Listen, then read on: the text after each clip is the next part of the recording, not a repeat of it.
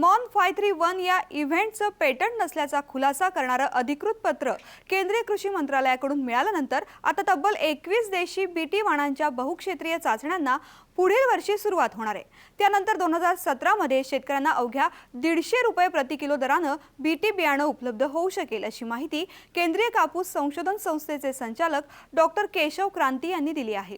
हमारे पास कुछ ऐसे वैरायटीज़ है जिसमें ऑलरेडी जो लाइक मोनसांटो का जीन है, तो इससे किसानों को जो फ़ायदा मिलेगा, एक तो लाइक जो सरलवान है इसका बीज किसानों को बार बार मार्केट जाके ये ख़रीदना नहीं पड़ेगा। ये खुद का बीज खुद से भी बना सकते हैं। यदि नहीं भी बनाना है, जो मेजर एडवांटेज क्या है, यदि कोई कंपनी भी बनाता है उसमें कोई खर्चा नहीं। जो सरलवान का बीज बनाने में और हाइब्रिड बीज बनाने में बहुत अंतर है। हाइब्रिड यदि कोई किसान लेता है उसको लाइक हर वर्ष फिर से मार्केट जाना पड़ेगा, वो बीज खरीद के लाना पड़ेगा, बहुत महंगा भी बीज है। आधा किलो भी नहीं, मतलब लाइक 450 ग्राम बीज के लिए वो 930 रुपये दे रहा है। तो अब उसका जो सीड प्रोडक्शन है, जो सीड कंपनीज उसको बनाते हैं, उनका कहना है कि ये 450 ग्राम बीज बनाने के लिए उनको लगभग 380 से लाइक 400 रुपये उनका खर्चा आ रहा है। तो अब यदि यही सीड कंपनी ये सरलवान का बीज बनाता है, उसमें कोई खर्चा आता ही नहीं, 5 से 10 रुपये 20 रुपये, उससे ज़्यादा आएगा ही नहीं।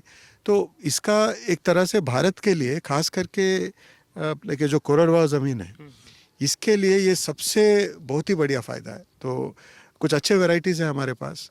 ये वैरायटीज़ में आज यदि बीटी है तो इसको अब एक स्टेप है आगे बढ़ने के लिए। ये जो लाइक मिनिस्ट्री ऑफ एनवायरनमेंट है, उनके सामने हम ये प्रस्ताव रखेंगे। जो अच्छे वैरायटीज़ हैं हमारे वैरायटीज़ ऐसे भी है, ये जो सरलवान ऐसे भी है जिसमें ये जो रसशोषक कीड़े हैं उनके प्रति लाइक प्रतिकार शक्ति है, लाइक रेसिस्टेंस है, तो वो एक रहेगा। अब उसमें खास करके लाइक ये जो बीटी जीन है वो भी रहेगा। ये दोनों का जो मिलन है उससे फ़ायदा क्या है, किसानों को लगभग कोई पेस्टिसाइड कुछ भी यूज़ करना ही नहीं पड़े। तो हम ये एक रास्ता तो ये अपना रहे हैं कि उस पर यदि कोई पेटेंट नहीं है तो हम इसको डायरेक्टली हमारे वैरायटीज़ में यूज़ कर सकते हैं। दूसरा, कुछ अच्छा काम हुआ है फ्रॉम दिल्ली यूनिवर्सिटी से, डॉक्टर दीपक पेंटल वहाँ पर किए, उनका भी एक बीटी था, वो बीटी भी अभी आईसीआर उनसे लिया है। ये जो अपने फ्रॉम तमिलनाडु एग्रीकल्चर यूनिवर्सिटी, वहाँ पर भी एक अच्छे वैज्ञानिक है डॉक्टर उदय सूर्यन, उन्होंने भी दूसरा बीटी बनाया। ये दोनों जीन्स है। Like national botanical research institute है जहाँ पर एक लाइक डॉक्टर पीके सिंह है, उनका एक तीसरा जीन है। ये तीनों जीन हम इनसे ले रहे हैं। डॉक्टर दीपक पेंटल साहब से तो ऑलरेडी ले चुके हैं, उसका लाइक MOU भी हो गया है, MTA हो गया है, वो बीज भी दे चुके हैं। तो इसमें हम यदि ये तीनों जीन साथ में इकट्ठा करके इसका जो फ़ायदा रहेगा, किसानों को लगभग 10-15 साल तक ये बीटी का ये अत्यंत लाभदायक रहेगा। क्योंकि ये जो 3 जीन रहेंगे उसमें कीड़े में जो प्रतिकार शक्ति आ सकता है वो एक जीन में तो आ जाएगा जल्दी से।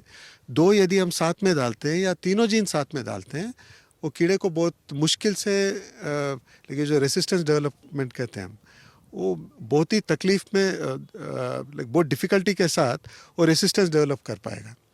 तो उसको एक सस्टेनेबिलिटी की तरह भी हम देख रहे हैं कि from a long term sustainability Bharat के किसान को सरलवान मिले, और ये जो लाइक अत्यंत मतलब लाइक अर्ली मैच्योरिंग वैरायटीज़ जो हम कहते हैं, शॉर्ट ड्यूरेशन, जो लाइक 5 से 6 महीने के अंदर ही ये इसका बॉल बर्स्टिंग हो जाएगा।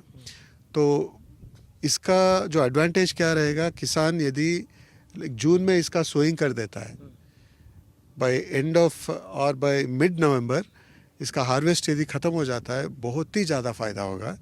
और ये जो खर्चा है ये भी बहुत कम रहेगा इसमें सरलवान में। तो मेरे हिसाब से अभी ये जो हुआ है मिनिस्ट्री ऑफ एग्रीकल्चर से, ये बहुत ही सराहनीय है। ये भारत के लिए, भारत के किसान के लिए, खास करके अपने विदर्भ के किसान हो या मराठवाड़ा के किसान, तेलंगाना के किसान, लाइक ये जो कोरडवाह ज़मीन है, इनके लिए तो ये बहुत ही बड़ा वरदान होगा।